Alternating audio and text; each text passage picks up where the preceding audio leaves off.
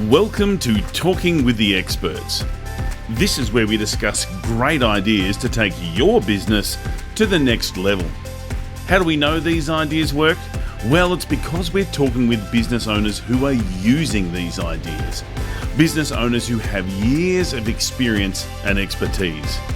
All things business by business owners for business owners. And now, here is your host, Rose Davidson. Hi, I'm Rose Davidson from Talking with the Experts. I'd like to take this opportunity to thank Global Glamping Charities for their valued support. Global Glamping Charities, solving homelessness in all its forms. Reach out to them at globalglamping.org. Do you love your podcast and dislike the editing and uploading to the various platforms? Would you like to spend this time with your family and friends or work on your business? Podcast editing doesn't have to be a chore. Talking with the Experts partners with podcasters who need help with audio and content editing. If you'd like to know more, contact me, Rose Davidson, using the link showing now or send me a private message.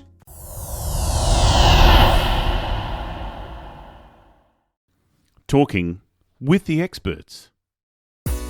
Julio Carrillo in episode 434 discusses that every business needs business development, sales and financing to grow and to prosper. You know what? That's a really interesting point, because I've always said that, everybody has their strength as an entrepreneur or as a business owner, right? Everybody has their strengths. For example, I'm a great sales guy.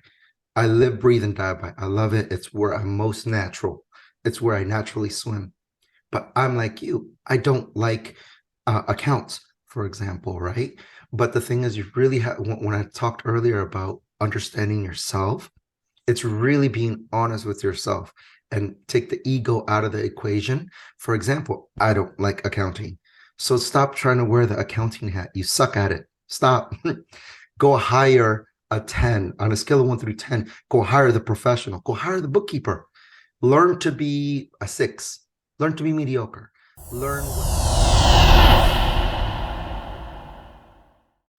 Talking with the Experts.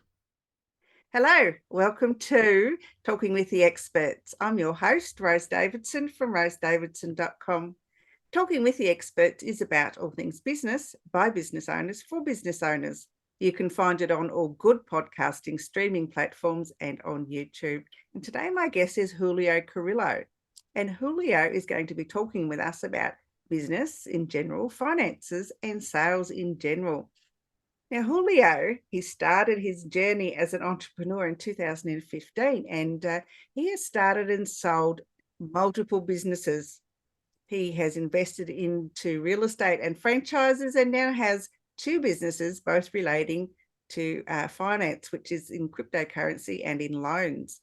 From an early age, his first job was as a door-to-door salesperson, and in telemarketing and learning sales from an early age has had its advantages in his life. His talking points of expertise would be business, sales, mindset, finance, and motivation. And he is a versatile person, he tells me. So we'll find out. Welcome, Julio. Thank you for joining me today. Thank you, Rose. Thank you for having me. You're not very well, you poor darling. No, it's the combination of champagne and a lot of talking, a lot of networking. Ah, well, there you go. Things happen, and it's party time here in Australia, so I'm sure it must be where you are as well. Yeah.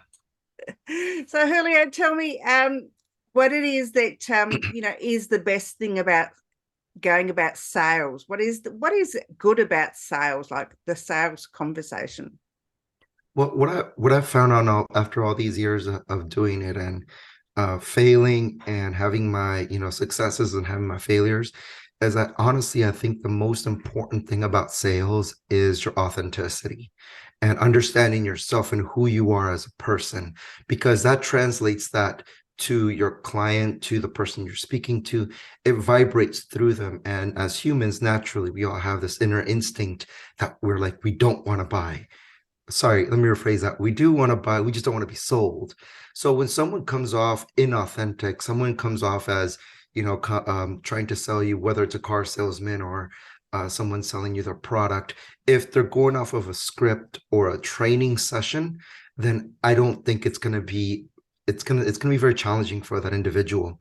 But if you come at it from a very personal aspect, and if you're being really authentic, even on the questions that you don't know how to answer, if you just genuinely say, you know what, that's a good question. I'm new, whether you are or you're not, or I'm new, or, I've never been asked that before, but let me get that answer for you. But just admit you don't know.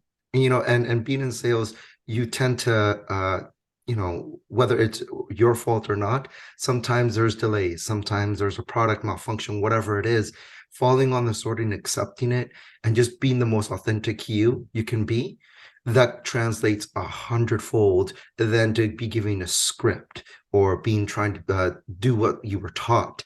You know what I mean? Yes, being salesy is really horrible. I mean, I don't Yeah. like being salesy to other people.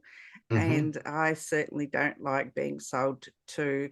I've lately become Facebook friends with people, and, without them even saying, hello, my name is blah, blah, blah. Would you like to join my Facebook group? Or, oh, I've got this masterclass coming up, it's $500 and something, or, just, or, but do you want to buy my product? Or really, how rude. You've got to, Mm-hmm. there's a honeymoon period before you start selling people. Yeah, everybody tries to go after the Lamborghini. I always say people try to go after the Lamborghini or Ferrari overnight. It takes time. There's a progression to sales. Typically for me, or my experience has taught me, it's about a 3 to 4 month progression from the day you start to establish a relationship, from the day you're actually able to get them, whether it's in front of you to do a conference call or to actually sign a contract. It's a 3 month sales cycle for me before we actually get to that part. And then it's maintenance after that, right? Then it's performance, then it's the upkeep. And a lot of, we'll call it salespeople, do forget about the upkeep. They think, oh, I'm done with Rose today, I got to move on to the next one. No, no, no, no, no. You got to stay on with Rose. You got to make sure Rose wants to keep buying and keep purchasing, wants to make sure she's satisfied. Maybe Rose has a rich uncle who will buy 1,000 of them or whatever, right? You'll never get there unless you build and establish those relationships. And that's one of the things that, aside from finance, that we're not taught in school, I really wish our education system would include some sort of communications course, some sort of communications, because whether we want to live the Instagram, social media lifestyle or not, doesn't matter. We still have to communicate with people one way or another. It's not just emails and text messages. They're handy, yes, but that's not all of it. And it doesn't matter if you're in sales or not, in my opinion. You have to learn how to communicate with people. Yeah, absolutely. And I think you're right. I think that's missing out of the school curriculum. I mean, they teach you English, but they don't actually teach you how to write letters or to write emails in such a way that, you're using positive language and language that, comes across as authentic and truthful. And yeah, they should be teaching that in school. I mean, I know when I did my human resources course, communication was one of the modules to teach us how to communicate with our clients or with our team members. And yeah, it was really invaluable to me to do that course. But it certainly isn't taught in schools, and I think it should be taught at an early age, not in high only school. that, maybe a service job, because you're going to deal with a lot of personalities everywhere, right? Both my kids, they started working off at McDonald's, and I got them another service job right after, because one of them my son ended up being a cook, but my daughter ended up working the window. And I asked her, how is working the window? It's like, it's hard because people can be so mean and so rude, and it's not, you didn't do anything. It's like, well, this is good. This is good. You got to understand how people, the rejection of it, you can see people's frustrations, whether it's your fault directly or indirectly, but you got to learn how to deal with it. You can't just be like, they're mean, I don't want to be at the window. I'm sorry. They're That's mean not the for way. a reason. They might have had a really crappy day. Someone might have died in the family. They might have lost their cat or dog. You never know what the other person's going through. And if they happen to be rude, most often, I won't say always, most often it's out of their control. They don't mean to be mean. It's just the mood that they're in on that particular moment. But yeah, as a salesperson, or receptionist or whatever it is, you've got to learn to deal with it without taking it personally, because it's not really directed at you. It's a frustration that the other person has. And good listening skills are very important. Yeah, and that's part of communication. Sometimes you can oversell a product as well, right? Just by talking too much, you've already closed the deal. You don't need to keep going on some things. This is why I'm saying sometimes it's all about being very authentic. Whether I have to find a way to have some sort of click or find common ground with Rose, I gotta find it and just stay at that. And that's it. A good friend of mine a long time ago taught me to pay attention to the details. For example, I had a client during my contracting days, because I had a contracting business, and I made relationships with my competitors. They needed labor. I had labor. They were just big dogs. I was a small minnow. So I created a very long relationship, but he always taught me pay attention to the details. For example, one of the coordinators I worked with a lot, his dog went to the vet. So we went to see him 2 weeks later. He told me, don't forget to remind him about the dog. Just by going in there, hey, Ross, how are you doing? How's the dog, by the way? Those small little details go so far than just to go in and just talk numbers and open the book and talk about what order you want to process. It's the small details of connecting personally that matter the most. Absolutely. And, what advice would you give someone, say they've put out a call to action on a social post, give me a call, we'll spend 15 minutes chatting about whatever widget that you're selling at that particular time.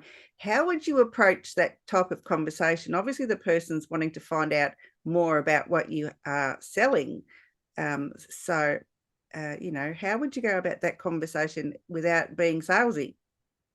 That's a really good question. And it's simply by asking a question.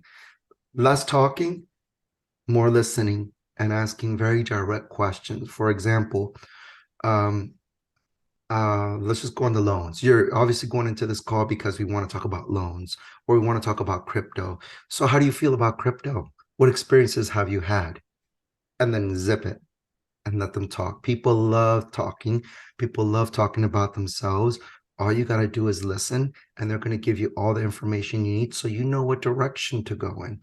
Some people are really crypto adverse. So I have to figure out how to not talk them back into it, but try to dispel some of the illusions that they have over cryptocurrency or over loans or over the market. But all I have to do is just listen. The more I talk, the more I'm not listening. So that's the first and foremost. And second, I would almost say, take your emotion out of the deal and take your emotion out of the situation and try to look at it objectively and logically the best possible way you can. Because the more emotional you are, the more you're not going to see the little details that your client or prospect is trying to tell you. That's literally right in your face. A fun question that I learned a long time ago was when I was doing contracting and I was dealing, because we have to submit estimates, right, for a job. So it was a job that wasn't out of my league, but it would have been really high up there for a job that I probably wasn't sure if I could take or undertake. But I really wanted to have the opportunity to bid it. I wanted the experience of saying, okay, this is what I gotta look for. So I remember calling the project manager and I said, so what are your expectations for someone who does win the contract for this job? And they gave me a list of all their expectations, pretty generic stuff, but it was his list. The thing is, it's his list. So when I was like, oh, okay. So with all that information he gave me, I simply regurgitated, reverted everything he said to me, and he's already going to agree with everything I'm going to say because it was his own words. So he feels like I'm speaking to him in a whole nother aspect just because he thought, oh, he knows me. He gets what I want. I know what you want because he just told me and I listened. But those will be like just key questions you have to ask and you have to listen to. Yeah. I've been having some sales training because it's my least favorite thing to do.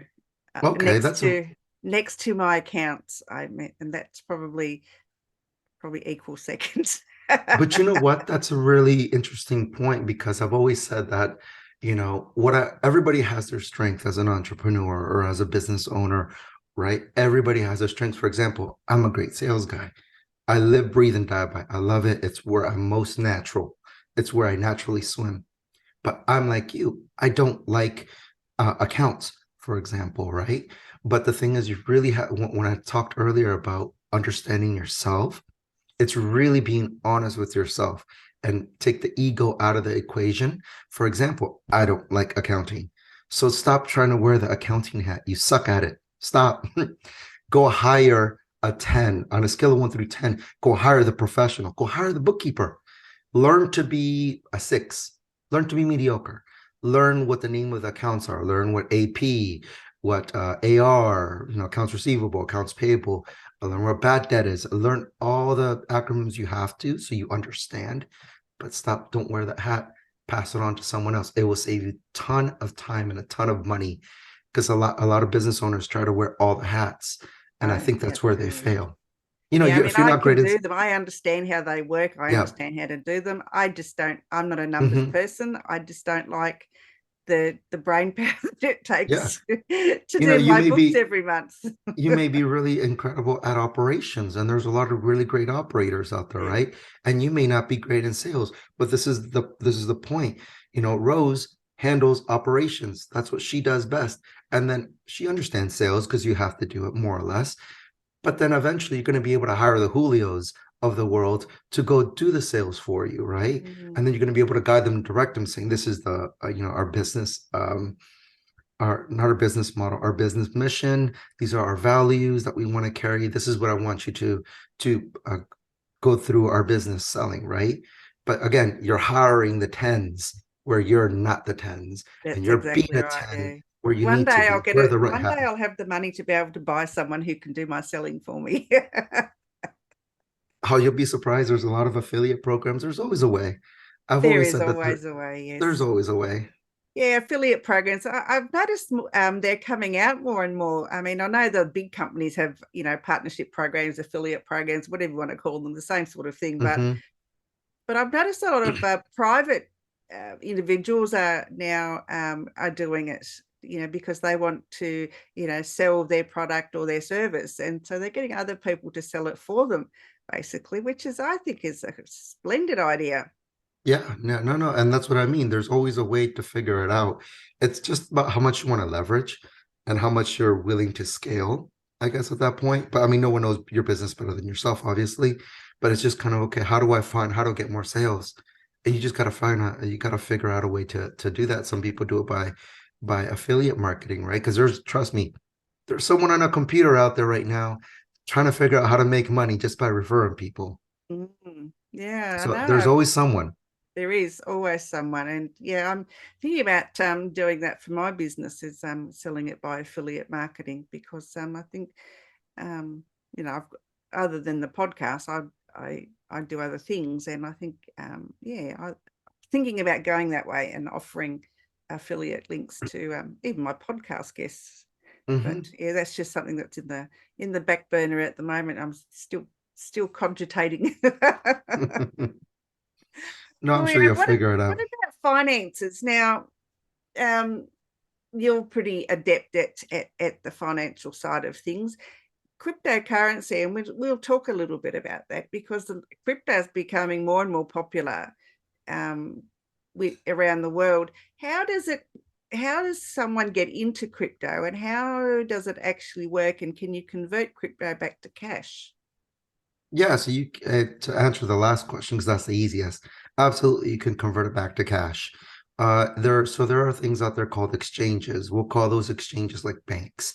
They're the ones who hold your cryptocurrency. There's two ways of holding it. Like in the real world, you could keep it in an exchange, aka a bank, or you can cold storage it. You could put it on a little USB drive specifically designed for cryptocurrency, and we'll call that cash.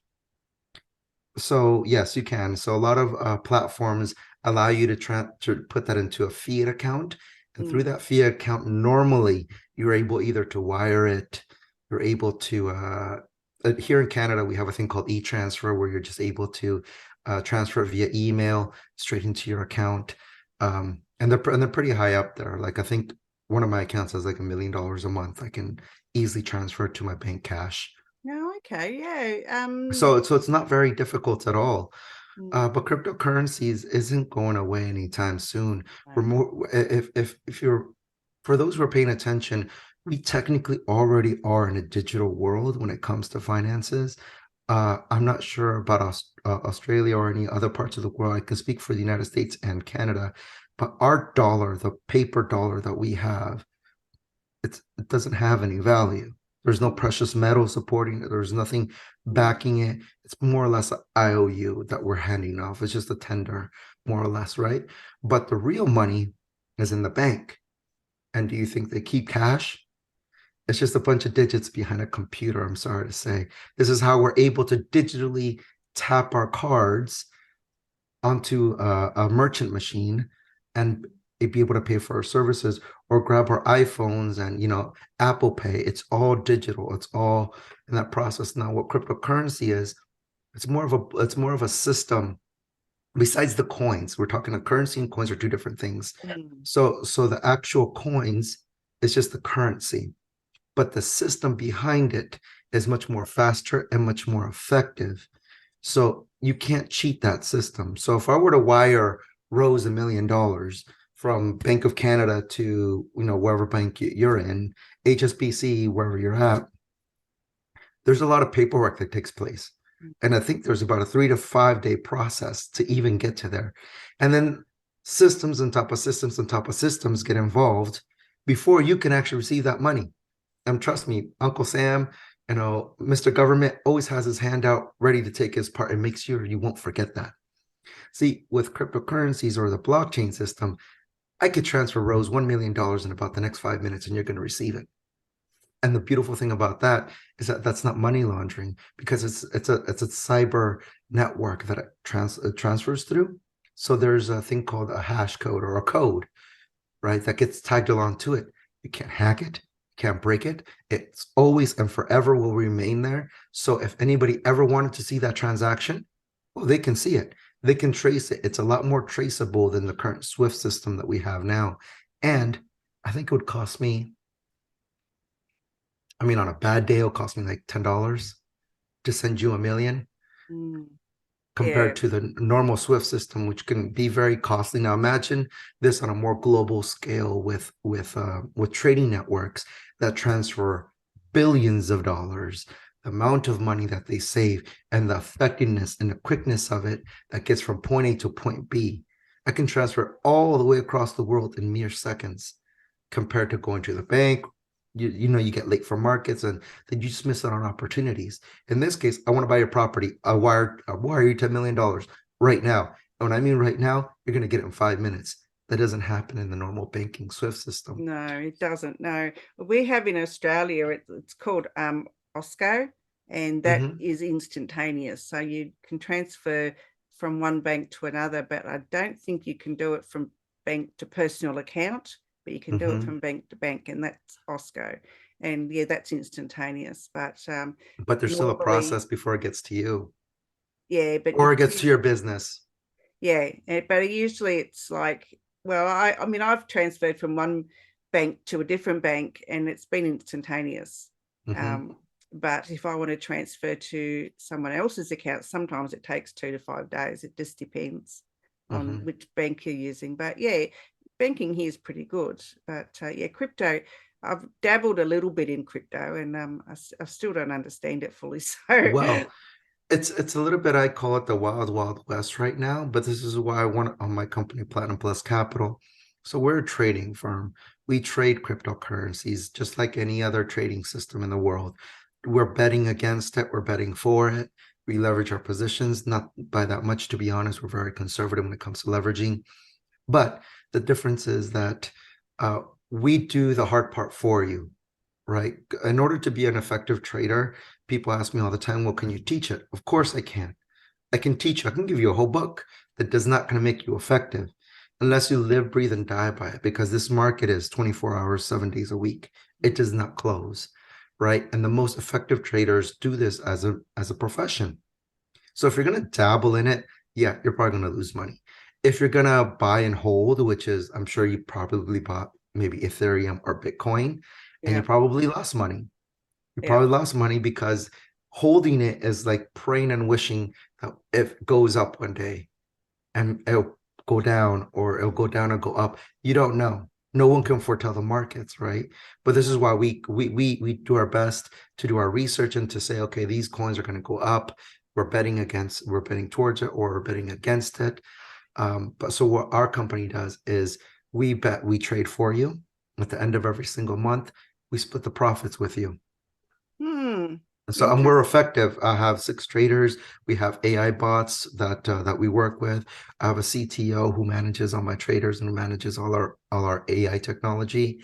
And so we're constantly rotating money. We don't buy coins and pray one day that we're going to make money at the end of every month. No. We're in, we're out, we're in, we're out. We're betting constantly, sometimes up to 1,000 trades a day. Wow, that's a lot. Yeah, well, it's AI. I blame AI because AI. You got to love AI. I love AI with all the stuff that's come out in the last 6 months. Oh my God, it's just like, it's mind blowing what's going on in the world. For sure, and you got to also see it. I'm gonna go as far back, not even 5 years. AI was, people were dancing around it. Now it's so normal. When I used to try to convince people of our AI tech about a year ago, it was so challenging. Now we have AI. Oh, okay. You've got GPT, and you've got, copy.ai and all those other things. It's amazing. I love it. Makes my job so much easier. No, for sure. And that's the thing. These bots can move a lot more faster because they're not emotional.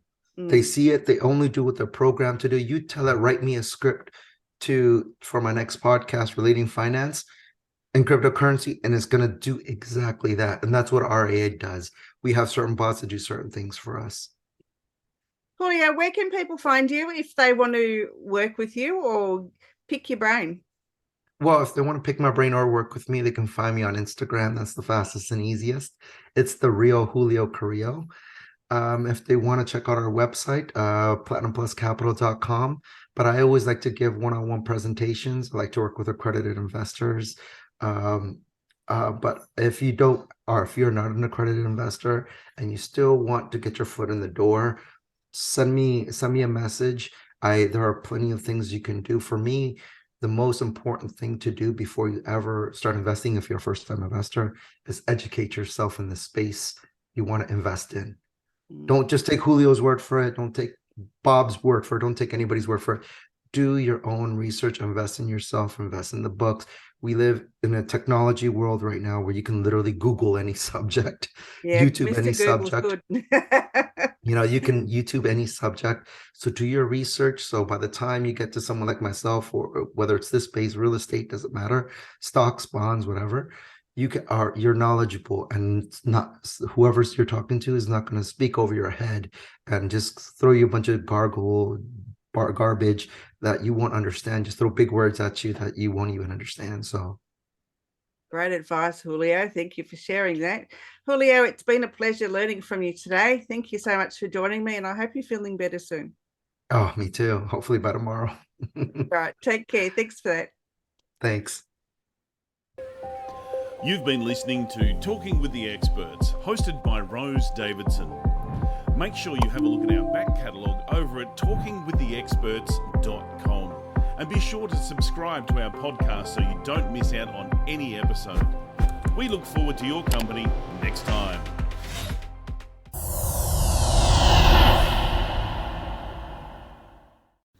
Talking with the Experts.